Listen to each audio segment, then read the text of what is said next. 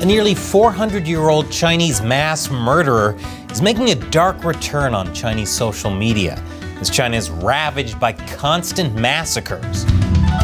Welcome to China Uncensored, I'm Chris Chappell. And happy holidays. Are you looking for a holiday gift that's not made in China? How about a subscription to the new China Uncensored premium website? Our premium subscribers will get extra episodes not available anywhere else, plus exclusive live streams, plus a way to chat directly with me and the team, plus an ad-free experience for China Uncensored videos and the rest of our shows. So head over to ChinaUncensored.tv and click on gift cards, and you can gift, for example, a premium plan for the whole year, which saves 16% compared to a monthly plan. Whatever you end up buying this holiday season, buy something not made in China. Now on with the show. Chinese social media users often draw on China's past to describe the present. And with more than 5,000 years of recorded Chinese history, there's plenty of material to choose from.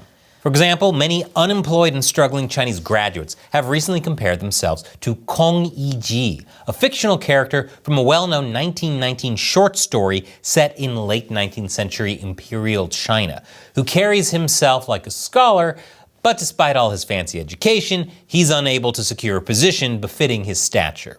Chinese leader Xi Jinping has also been compared to a host of Chinese historical figures, including Mao Zedong, the prominent warlord Yuan Shikai, who helped overthrow the Qing dynasty in the early 20th century, only to later declare himself emperor, and the Chongjun emperor of the Ming dynasty, whose lofty ambitions and growing paranoia led to a series of crackdowns and removals that contributed to the fall of the Ming and his own death in 1644.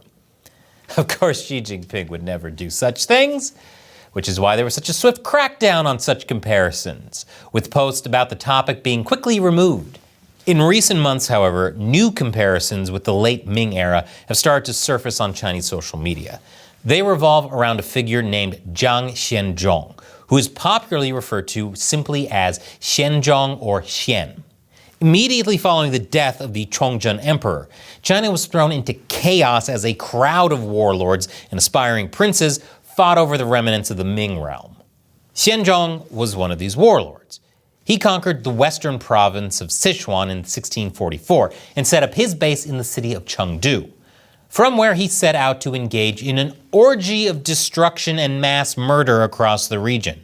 My least favorite type of orgy, by the way. He was already so bloodthirsty that after recovering from an illness, he gave thanks by having the feet of a large number of women cut off and divided into two large piles. The piles were then covered in oil and set on fire to act as what Xianzhong described as two heavenly candles. Man, I really hope heaven doesn't smell like burning corpse feet. Xianzhong's power and support quickly began to wane, though, and his enemies soon closed in on him. Yet even at the end, as he abandoned his base at Chengdu, he ordered several massacres to be carried out. I guess he wanted more candles. Dude, there are easier ways to create mood lighting.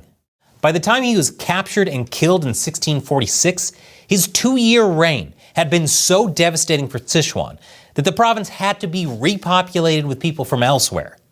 Now, unsurprisingly, in the Chinese popular imagination, Zhang Xianzhong is today associated with senseless bloodlust.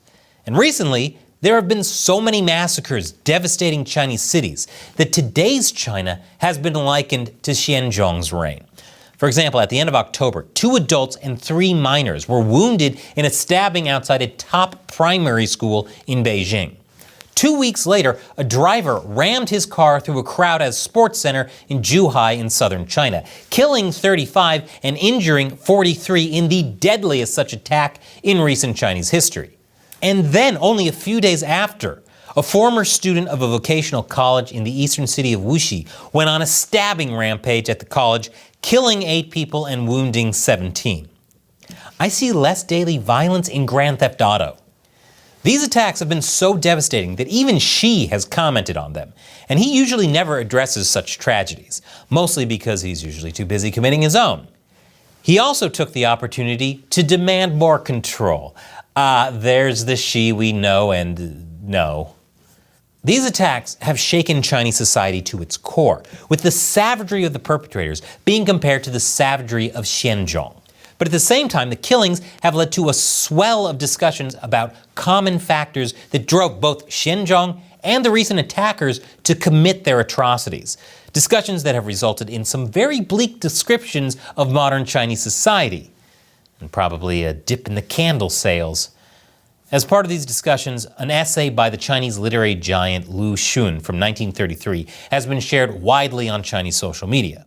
In it, Lu argues that Xianzhong initially didn't have any desire to become a mass murderer, but with the 300-year-old Ming world unraveling and Xianzhong's allies suffering defeats across the country, his situation looked increasingly hopeless. Lu wrote that Xianzhong felt keenly that there was nothing left for him on this earth except to destroy what remained for others. A related sense of hopelessness has been spreading across Chinese society in recent years. You can tell you're not doing a great job running society when several people see a nearly 400-year-old mass murderer and think, this guy gets it. Today, for example, many Chinese citizens are in despair after buying and paying for homes that remain unfinished due to the massive property crisis that has enveloped the country since 2020 and caused some of China's biggest property developers to go under. You know you're screwed when the folks you bought your house from suddenly lose theirs. The property crisis has been a hard hit to a Chinese economy where the housing market accounted for as much as 29% of GDP before 2021. In fact, the Chinese economy has generally just not been able to stage a comeback after the country emerged from the government's draconian COVID lockdowns in 2023. Chinese youth unemployment has remained at historic highs since the pandemic, and it's likely to get worse next year as 12.22 million college students are set to graduate, a record high. It's like they're on a roller coaster that's suddenly run out of tracks, which also sounds like a roller coaster if it was built in China. The youth unemployment is so bad that some young people have decided to give up seeking a stable job and instead embraced their unemployed status, with one woman coming out as an unemployment influencer, charting her journey through long-term joblessness. She'll be the one influencer posting scantily clad pics because she can't afford clothes. At the same time, consumer spending is currently around 20% below the global average, as Chinese people are limiting their spending to instead save for badder times. Adding all this together, it's not surprising that a comprehensive study released earlier this year found that over the last 2 decades, Chinese people have generally stopped believing that the economic system works for them, believing instead that having success today increasingly comes down to things like connections and a rich family, which makes it sound like communism doesn't work. No, that can't be it. There's been so many successful examples, such as...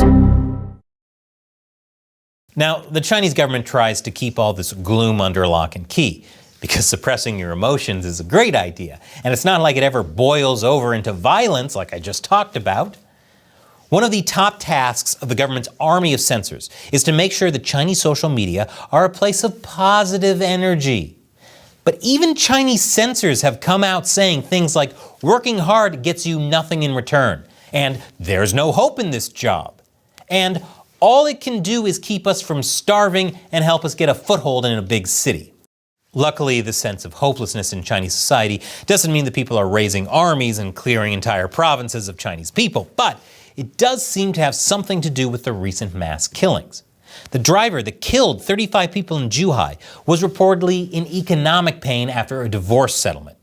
The former student that killed 8 in a stabbing spree in Wuxi did so after failing to acquire his graduation certificate, on top of him being dissatisfied with the compensation he received during an internship. And in September, a worker stabbed 3 people to death at a shopping plaza in Shanghai after his employer had left him unpaid and eventually with few possessions remaining other than 2 knives. This obviously doesn't excuse these horrible actions, but they are an illustration of the established fact that hopelessness and depressed people are more likely to turn to violence. You don't hear about too many billionaires getting into fist fights. Well, except that one time Musk and Zuckerberg almost did. But with these killings happening over and over again, this Xianzhong-like behavior has become an integrated part of how Chinese people talk about reactions to the hopelessness and pressures of modern Chinese society. Some of it's been summed up in this dystopian chart that has been widely shared on social media platform Weibo. It basically portrays 5 ways to deal with the hardships of contemporary life in China. The first option is to simply accept your fate in Chinese society as nothing more than a resource for higher-ups to exploit as they see fit. The fact that we're able to see this means the censors definitely agree with it. The second option includes the first, but also involves trying to achieve success by accepting long hours of work for little pay in a job that you are overqualified for in the hopes that you will make it someday. In China, this is known as involution. In the West, we call doing the same thing and expecting different results insanity. So props on them for the optimism. The third option is to withdraw completely from the whole system, the lie flat movement, do nothing. You can also withdraw by running away, which is the fourth option, as in immigrating to another country. Just don't expect your friends who are lying flat to help you move. Lastly, those of which to completely break the chart go straight up, which is the Xianzhong way of violence. As one Weibo user put it in dark terms earlier this year, involute, lie flat, run, or xian. Seems like things are rapidly trending towards xian. However, discussions about modern China under the rule of the Chinese Communist Party being an exploitation machine that breeds mass murderers isn't exactly a narrative that the government wants to have trending out there. So obviously, statements and comments about this stuff are immediately taken down when spotted by censors, at least by the ones who haven't also given up. In fact, Xianzhong was one of the most censored words in 2021 and has remained so ever since. But for all the censored parallels that have been drawn between Xianzhong's world and today's China, the most striking is perhaps this one. All of Xianzhong's carnage was inflicted after a paranoid emperor that was out of touch with the times had been sitting on the throne for way too long and weakened the country with his incessant purges. Just throwing it out there to point out that maybe it's time for the CCP to move in a different direction on the chart in the near future. Or, don't. I'm sure that Xi's demand for even tighter control over Chinese society, coupled with deeper censorship, will turn out to be the solution to all of China's problems. Instead of clicking over the next video, head over to our new premium website at chinauncensored.tv. We have all sorts of perks for our paying subscribers, more than just episodes. There's a way to communicate directly with me and the team. And as I said, we have gift cards on sale now for the holidays. An annual plan to China Uncensored Premium will save you 16%. You can buy it for a friend, a loved one, everyone at your office, or you could just buy it for yourself, you beautiful, selfish bastard. Happy holidays. Go to chinauncensored.tv. Once again, I'm Chris Chappell. See you next time.